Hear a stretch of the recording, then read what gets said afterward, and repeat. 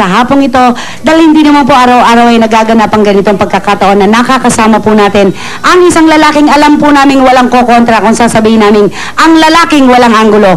Pero mga kaibigan, ang pinakamahalaga po sa likod po ng pisikal na kaanyuan ay ang isang busilak na puso. Mga kaibigan, Mr. Aga Mulak, magandang hapon sa iyo, morning. Magandang hapon. Diba magandang hapon, morning.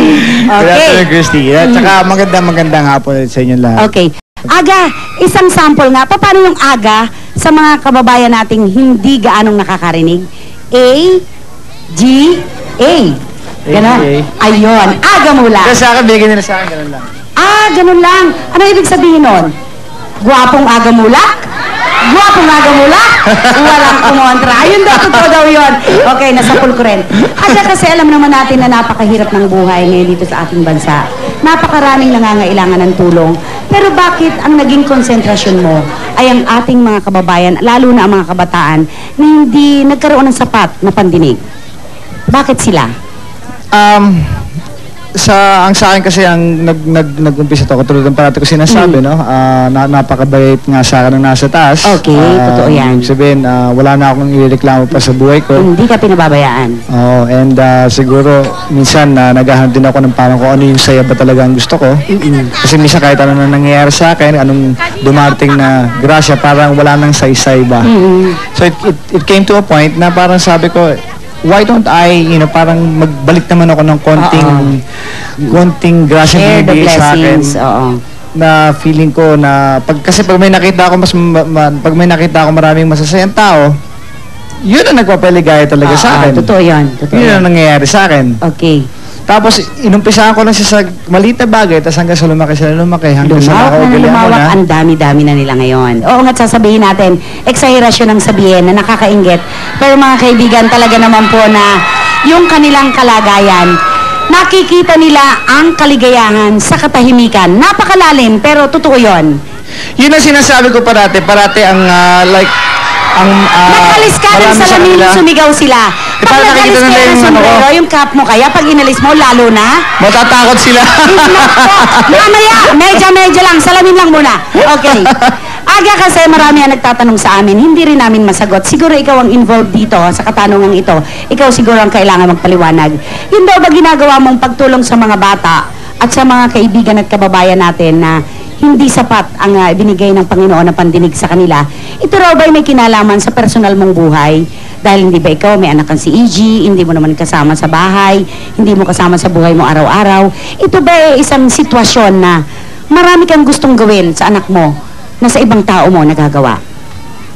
Ayoko ng gamiting rason ng anak ko dito. Unang-una, ayoko siyang isama sa usapan na to. Unang-una itong pinag-uusapan natin nakakailang dahil unang-una, ayoko silang itrato ng iba. Totoo yan. Ang gusto ko itrato sa kanila, kung ano lang ang trato natin sa isa't isa, ganun lang. Normal. Patay lang tayong lahat. Normal lang. It's just that yung extra effort natin na sana makaintindi tayo ng tulad ng sign language. Linya ng komunikasyon. Yes, because sila rin yung effort nila, to hear and speak, nandun yan eh. Yung effort nila. So sana yung effort natin na maka-reach out tayo sa kanila rin, yun ang gusto ko ipamahagi sa lahat ng tao. Para naman, kasi kung tayo ang nasa lugar nila, sige nga.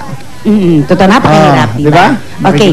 Kanina po mga kaibigan, bago nagsimula ang ating programa, ay na-touch po kami doon sa sinabi ng isa ng tahanan na lumapit sa amin. Meron siya agang anak na 6 na taong gulang lalaki. Ang ganda-ganda ng sinabi niya, nang dahil sa iyo, naging madali na para sa kanilang mag-asawa ang pagpapalaki sa kanilang anak. Ipinanganak ko lang siya, pero dinugtungan ni Aga Mulak ang buhay ng aking anak. Hindi po ba napakaganda nun? Paano nakuha nila ang atensyon ng isang Aga Mulak? Yung simula talaga. Sino ang unang kabataan na nakita mong hindi kayang makipag-communicate sa iyo? Paano nangyari yon? Paano nila nakuha atensyon mo? Alam mo, hindi ko talaga masasagot yan. Hindi ko alam ang punot dulo. Basta nandyan na lang yan. Dumating na lang. Dumating na lang yan. And ngayon, I'm really very much affected with the way things are, no? Pag nakakita ko ng ganyan, pareho nila, parang gusto kong hilahin na para bang, halika rito, huwag kang mahiya dyan, di ba? Dito ka. Kaya nga sabi mo, lumabas kayo. Yun ang sinasabi ko na be proud. Sabihin, wala tayo dapat ikahiya. Parati ko sinasabi, alam nyo, lahat ng mga taong normal sinasabi, walang ginawa kundi magtrabaho, magpayaman. Walang kaligayahan yun eh. Ang sa akin lang, nandito tayo sa mundong to, kung anong meron tayo, kung anong binigay sa atin, karapatan natin lahat yun. Maging masaya tayong lahat. Huwag na tayo maghangad ng sobra-sobra pa. Okay. Aga kasi, di ba, ang kanilang Naiiyak naman ako sa pinag-uusapan natin. Hindi, kasi ikaw nga ngayon ka lang iyak. Ako kanina pa, nasa dressing room, iyak kami nang iyak. Aga kasi, ang kanilang problema, pandinig, di ba? At saka yung kaunting pagkadiretso na ng dila, di ba, dahil hindi sila gaano makapagsalita. Ano yung pinaka-goal mo para sa kanila? Ano yung pangarap mong maibigay para sa kanila? Marami akong pangarap, mahirap magsalita na magsalita lang. Ang sa akin lang, ang gusto kong mangyari, ang gusto kong maintindihan nila at malaman nila tungkol sa akin, na ako, sana gawin na lang nila akong boses nila.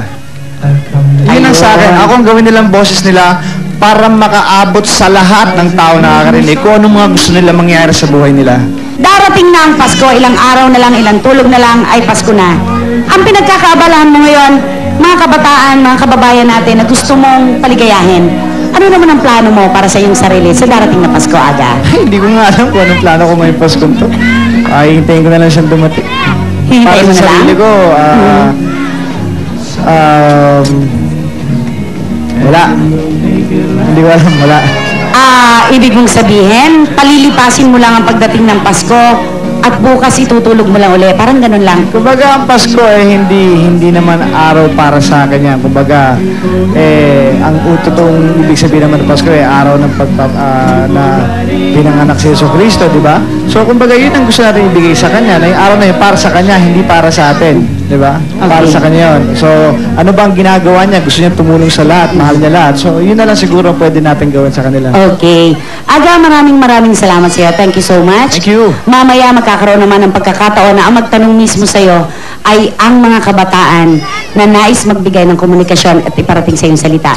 Mga kaibigan, ang Pasko po ay ilang tulog na lamang pero para kay Aga Mulak at para po sa mga kabataan kanyang tinutulungan, araw-araw po ay Pasko. Diyan lamang po kayo, magbabalik po kami agad.